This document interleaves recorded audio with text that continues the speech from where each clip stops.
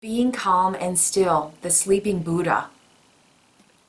In another part of this that I haven't read, he's being covered in gold and he's smiling. The sleeping giant within takes time to wake up.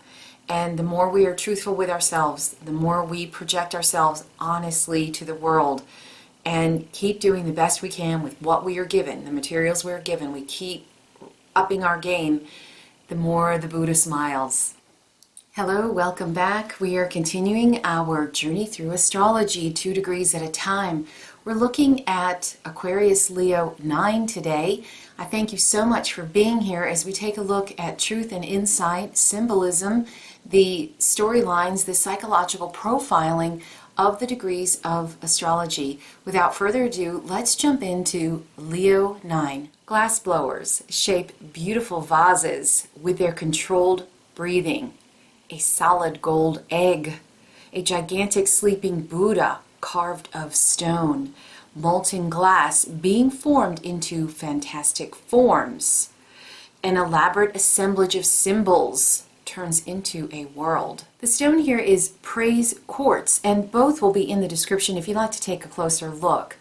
Prase is sometimes called the Earth Mother Stone. It heals the circadian rhythms. It emanates heavenly vibrations. It reminds us that paradise is found here on earth. To make anything that is enduring in a creative process, no matter what it is, if we don't put the power of all that we have, that means our breath and the fire of our emotions, all we're doing is making a new form of what is old. So it's telling us here to deeply embrace the power of heat, the power of fire, the fire of our intensity into whatever we do through focus, intention, breath work is what forges, transforms. Otherwise, it is non-enduring, or it is simply just another form of something that's already come before. And what we're looking for here on this degree is what is enduring, what is eternal, what is eternally wise is what we're after. Also, that we're just to be ourselves. Just be you. But sometimes that's not such an easy thing to know what that means when we realize that we are so many things. But still, we practice it here. Definitely want to practice what is within and what am I right now. Just be you. So glass blowing is important here. Glass blowing is creating something brand new, and it's through the breath, through intense breathing. I don't know if you've ever seen glass blowers, but it takes a lot of power and energy. The way they blow that in, it comes deep. And it takes a lot of power. Quickly and intuitively, they create beautiful forms, but it's through heat and breath. So that is key here. Being truthful, continually tapping in, what am I now? What am I here? And keep projecting that, because it's healing to yourself and it's healing to others. And it's a process to finally become completely comfortable with just being who you are. For some people they don't have an issue. For others it's a major issue. So here, if this degree is strong for you, it may be a major issue. Who am I? What am I? But you tap within and you keep asking yourself that, nobody else. By seeing our failures, we learn more and more that we can learn from everything, and it shows us more and more what we are, how we got there, how that failure can help us move on to the next step. This is a humbling degree, I think, but the key is to just be happy with where we are right now. Intensely embrace what we have right now. There's an acute awareness of perfection here. Therefore, there's also an acute awareness of what is wrong. We can see in any moment and any situation what helps to evolve us or hinder us, and just keep taking the high road, always, but especially here. Breath work, a strong emphasis here. being calm and still, the sleeping Buddha. In another part of this that I haven't read, he's being covered in gold and he's smiling. The sleeping giant within takes time to wake up.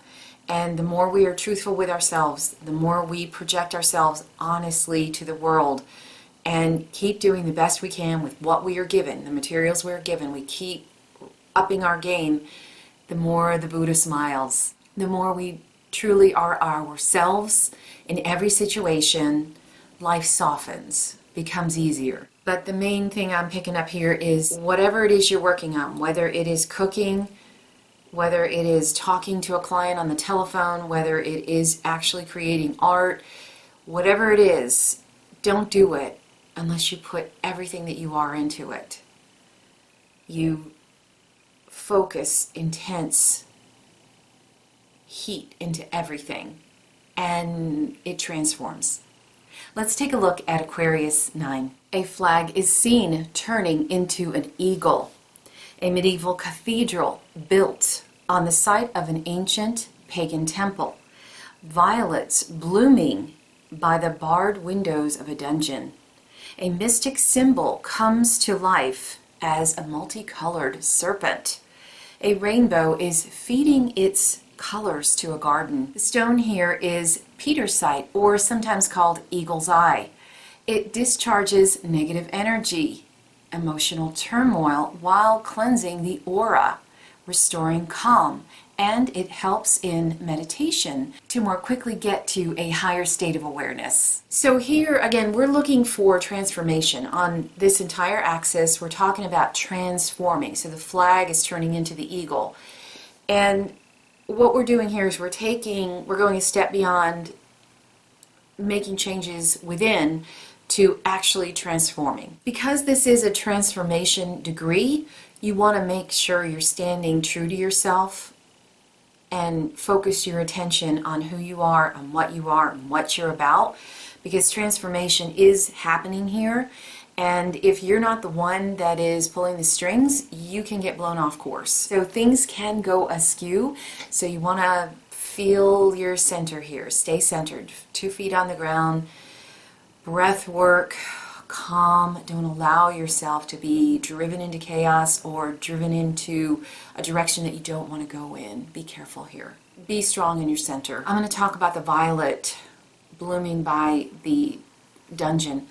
So the key here is to identify with the flower, not the dungeon, not the prisoner.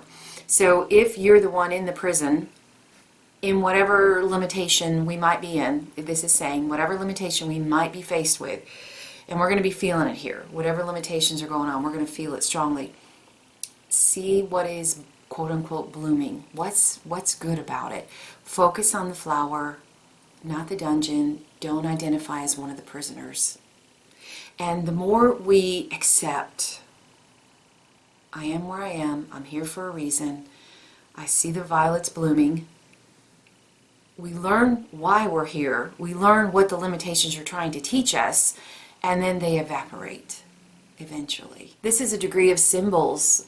Both ends are talking about symbols being turned into a world, and here the mystic symbol comes to life as a multicolored serpent. That's a dragon. So things are coming to life here. So we meant to see the spiritual beauty in everything that we do, and we see things that are transforming. See the beauty in wherever you are, whatever limitations you might be dealt with. See what's beautiful about it. Think about what you are thankful for. This is one of those degrees where you must give thanks. I do it every day. Just because it's helpful to be thankful and grateful no matter what is going on, even the smallest little things. It's a little joke in our house. A little thing will go well for us. I'll say, I am thankful, and Dale will echo, I'm grateful. Like it's our little joke. But it will serve you well. It serve us all well on this particular degree. I am centered in my greatness, no matter what's happening, making the best of whatever circumstances we happen to be in. One of the backstories is here, the man's shadow keeps finding new ways to come to life, finding new forms to be. So it's the shadow almost like messing with you. I don't know if that's the case or not. Leave a comment. I mean, do you feel that on this degree? But it's, I think it's just so that we keep making sure we fully clean out our closet so that we are creating at the absolute highest level. Things coming to life, we created it. Are you happy with what you created? Do you need to change the formula? You know, it's that kind of thing going on here. So we want to be creating new things, not just rehashing old forms. And the way to do that is through intensity, emotion, focusing our attention on whatever it is we're doing and taking the high road, seeing the flowers, not the barred windows, not, you know, whatever the neighbor's doing, blah, blah, blah, all that stuff. And that will take us further on this degree. So that's what I have for you today. Leave me a comment. Are these symbols saying something specific to you? Have you had a dream about these? Give me a like if you're enjoying these. Subscribe if you want to follow along with each of the degrees of astrology. And take care till next time.